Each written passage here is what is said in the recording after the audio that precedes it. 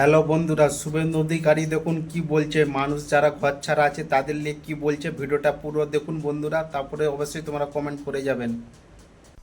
আমার তো ঘর ছাড়া কেউ আছে বলে জানা নেই।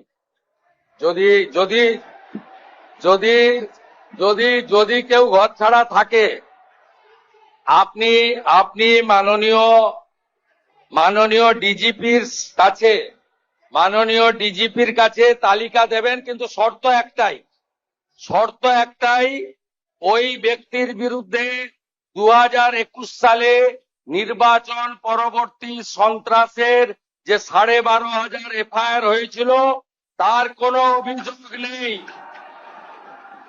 একদম পরিষ্কার শর্ত, যার জন্য জাস্টিস মঞ্জুরা চেল্লুর নেতৃত্বে কলকাতা হাইকোর্ট যে কমিটি করে দিয়েছিল, সিট তৈরি হয়েছিল, ভবানী ভবনে টেম্পোরারি অফিস হয়েছিল, আপনি তালিকা দেবেন।